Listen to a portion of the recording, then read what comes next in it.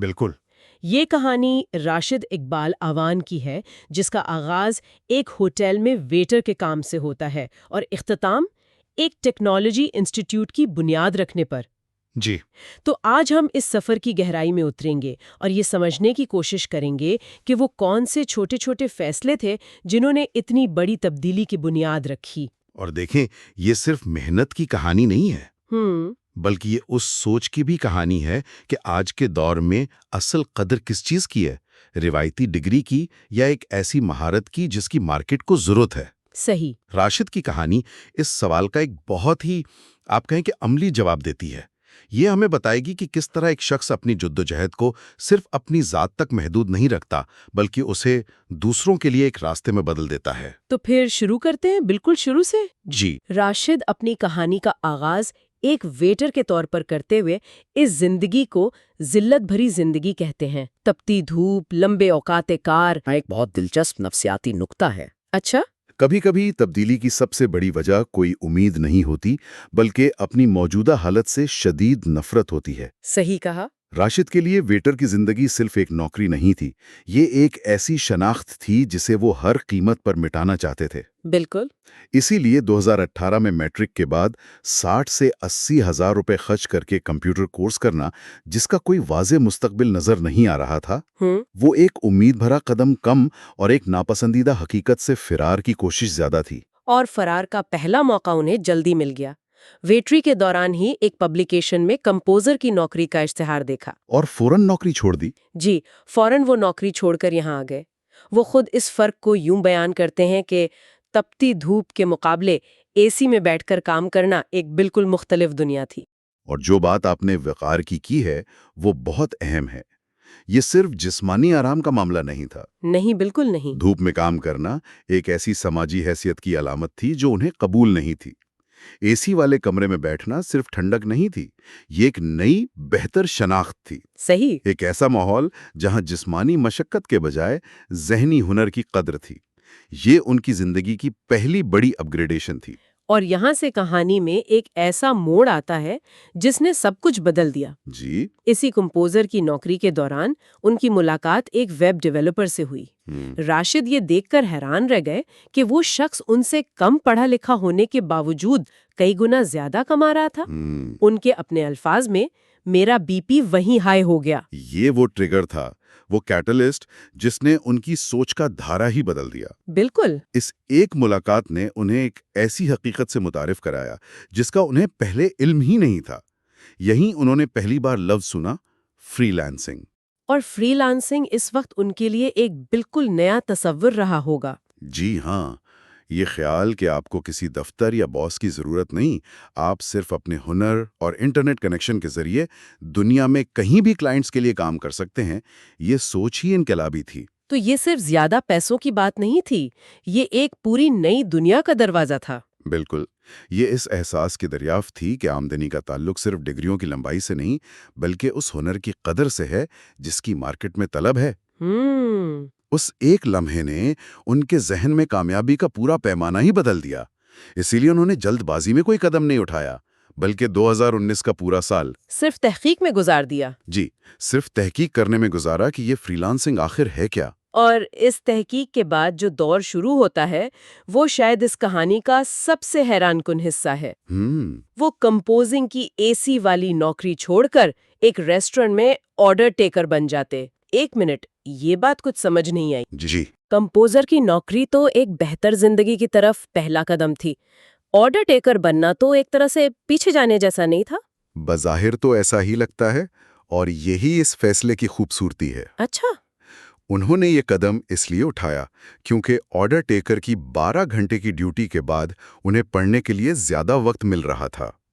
انہوں نے قلیل مدتی آرام اور سہولت پر طویل مدتی مقصد کو ترجیح دی۔ واہ! یہ ایک بہت بڑا اسٹریٹجک فیصلہ تھا جو یہ ظاہر کرتا ہے کہ وہ اب صرف حالات سے بھاگ نہیں رہے تھے، بلکہ ایک منصوبے کے تحت اپنی زندگی کو ڈیزائن کر رہے تھے۔ اور جس طرح وہ اس منصوبے پر عمل کر رہی تھیں وہ تو ناقابل یقین ہے۔ جی، 12 घंटे की ड्यूटी में सिर्फ 1 घंटे का आराम मिलता था और वो उसी 1 घंटे में ऑनलाइन कोर्स करते थे।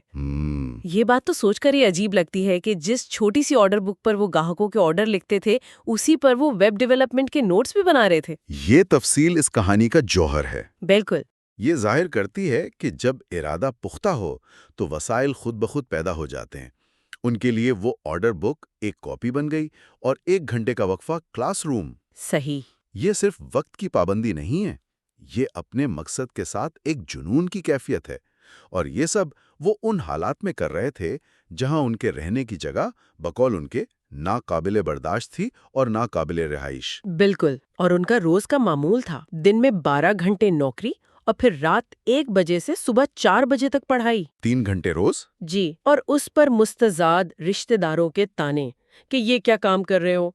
लेकिन वो कहते हैं कि उनका जवाब सिर्फ खामोश मेहनत था। और ये खामोश मेहनत का फलसफा बहुत गहरा है।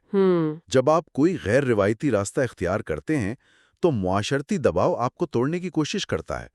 राशिद ने इस मरहले पर तमाम बैरूनी आवाज़ों को बंद करके सिर्फ अपने मकसद पर तवज्जो दी। सही। ये ज़हनी मजबूती की वो सतह है जहां इंसान बैरूनी तस्दीक का मोहताज नहीं रहता। वो जानते थे कि उनका काम एक दिन खुद ही सबसे बड़ा जवाब होगा। और फिर वो दिन करीब आने लगता है। 2022 के आखिर तक कोर्स मुकम्मल करके वो फाइवर पर अकाउंट बना लेते हैं, लेकिन नौकरी फौरन नहीं छोड़ते। एहतियातन। जी, लेकिन किस्मत को कुछ और ही मंजूर था। 2023 में उन्हें डेंगी हो जाता है और वो शदीद बीमारी की हालत में वापस कश्मीर आ जाते हैं। कभी-कभी जिंदगी का सबसे बड़ा बुहरान ही आपके लिए सबसे बड़ा मौका बन जाता है। वाकई। ये बीमारी एक तरह से एक फोर्स्ड रीसेट थी। उसने उन्हें नौकरी से जिस्मानी तौर पर दूर कर दिया और सोचने का वो मौका फराहम किया जिसकी शायद उन्हें जरूरत थी। इसी बीमारी के दौरान वो कसम खाते हैं कि अब कुछ भी हो जाए वो वापस उस नौकरी पर नहीं जाएंगे।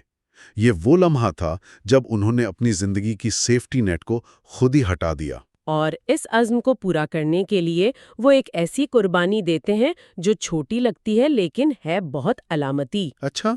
ईद के लिए नए कपड़े खरीदने के बजाय वो उन पैसों से इंटरनेट का पैकेज खरीदते हैं। वाह। ये उनकी तरजीहात का खुला ऐलान था। उसके बाद वो दिन में 19 घंटे काम करते हैं और आखिरकार 21 अप्रैल को वो लम्हा आता है जिसका उन्हें सालों से इंतजार था। पहला ऑर्डर। जी, उन्हें फाइवर पर पहला ऑर्डर मिलता है, सिर्फ $15 का। ये $15 सिर्फ पैसे नहीं थे। नहीं, बिल्कुल नहीं। ये उनकी 2 साल की बेख्वाब रातों, रिश्तेदारों के तानों और ऑर्डर बुक पर बनाए गए नोट्स का समर था। ये सिर्फ इस बात का सबूत नहीं था कि रास्ता ठीक है, बल्कि ये इम्पोस्टर सिंड्रोम पर पहली बड़ी चोट थी। ये उस अंदरूनी आवाज को खामोश कराने की शुरुआत थी जो कहती है कि मुझ जैसा लड़का ये नहीं कर सकता। सही। ये $15 एक नई बाख्तियार शनाख्त की तस्दीक थे। इस पहले ऑर्डर के बाद तो जैसे दरवाजे ही खुल गए। उन्होंने फाइवर से $6,000 से ज्यादा कमाए और एक कामयाब फ्रीलांसर बन गए। माशाल्लाह। यहाँ पर ज्यादातर लोगों की कहानी खत्म हो जाती है। कामयाबी मिल गई, जिंदगी बेहतर हो गई। जी। लेकिन राशिद की कहानी का असल और सबसे दिलचस्प हिस्सा यहाँ से शुरू होता है। सही कहा आपने, क्योंकि अब सवाल ये था कि ज़ाती कामयाबी के बाद अगला कदम क्या है। एक शख्स जिसने इतनी मुश्किल से एक अपना रास्ता बनाया हो, वो अक्सर उसे अपने तक ही महदूद रखता है। लेकिन राशिद ने ऐसा नहीं किया। नहीं। वो अपनी तहरीर में कहते हैं कि जिस दिन उन्होंने पहला डॉलर कमाया, उसी दिन से उन्होंने फ्रीलांसिंग और आईटी की तबलीग शुरू कर दी। ये लफ्ज़ तबलीग बहुत अहम है। ये किसी कारोबार की नहीं, एक मिशन की निशानदेही करता है। लेकिन एक कामयाब फ्रीलांसर बनने के बाद ज्यादातर लोग आराम करते हैं या अपनी कमाई को मजीद बढ़ाने पर तवज्जो देते हैं। एक पूरा इंस्टीट्यूट खड़ा करने का ख्याल कहाँ से आया? इसमें क्या चैलेंजेस थे? ये एक बहुत बड़ा कदम है। मेरे ख्याल में इसकी वजह उनकी अपनी जिद्दोजहद में छुपी है। वो जिस तकलीफदेह और भटकने वाले रास्ते से गुजरे थे, वो नहीं चाहते थे कि उनके इलाके के दूसरे नौजवान भी इसी तरह भटकें। अच्छा। उनके पास कोई उस्ताद नहीं था, कोई रहनुमाई नहीं थी। उन्हें हर चीज खुद ठोकरें खाकर सीखनी पड़ी। बिल्कुल। उनका इंस्टीट्यूट कायम करने का फैसला दरअसल हमदर्दी से पैदा हुआ था। वो दूसरों को वो सहूलत देना चाहते थे जो उन्हें खुद कभी मैसर नहीं आई। اور پھر ستمبر 2025 میں وہ اپنے اس خواب کو حقیقت کا روپ دیتے ہیں اور راشد اقبال آوان انسٹیٹیوٹ آف ٹیکنالوجی کی بنیاد رکھتے ہیں۔ جی، وہ اپنے تحریر میں رمیز آوان صاحب کے تعاون کا خاص طور پر ذکر کرتے ہیں اور اپنے مخالفین کا بھی، جس سے اندازہ ہوتا ہے کہ یہ سفر بھی آسان نہیں تھا۔ یقیناً نہیں ہوگا۔ آج یہ ادارہ 35 لڑکے اور لڑکیوں کے پہلے بیچ کو تربیت دے رہا ہے۔ یہ اس کہانی کا عروج ہے، ایک طالب علم کا استاد بن جانا۔ جی، اور یہ کوئی عام ادارہ نہیں ہے۔ اس کا مقصد دیہی علاقوں میں جہاں مواقع ویسے ہی کم ہوتے ہیں وہاں انفارمیشن ٹیکنالوجی کی روشنی پہنچانا ہے۔ صحیح۔ یہ ایک فرد کی کامیابی کا ایک اجتماعی تحریک میں تبدیل ہونے کا سفر ہے۔ انہوں نے جو علم اور کامیابی حاصل کی، اب وہ اسے ایک نظام کی شکل میں دوسروں تک منتقل کر رہے ہیں۔ یہ ایک بہت بڑی ذمہ داری ہے۔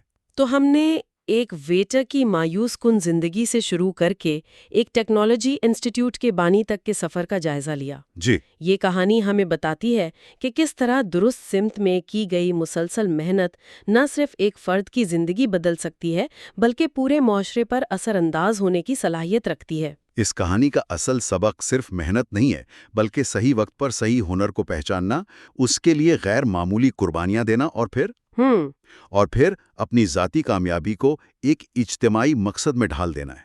یہ خود انحصاری سے شروع ہو کر دوسروں کے لیے مواقع پیدا کرنے پر ختم ہونے والا ایک مکمل دائرہ ہے۔ یہ واقعی سوچنے پر مجبور کرتی ہے کہ ہم اپنی کامیابی کو کس طرح دیکھتے ہیں۔ کیا یہ صرف ہماری منزل ہے یا کسی اور کے سفر کا نقطہ آغاز بھی بن سکتی ہے؟ بالکل، اور یہی سوچ ہمیں اس کہانی کے مرکزی سوال پر لا کر چھوڑتی ہے۔ جی، راشد کا سفر ایک ناپسندیدہ زندگی سے فرار کے طور پر شروع ہوا، لیکن اس کا اختتام دوسروں کے لیے ایک راستہ بنانے پر ہوا۔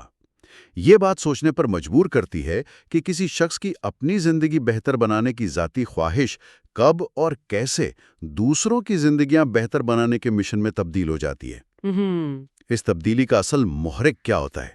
ذاتی تجربہ، ہمدردی یا کچھ اور؟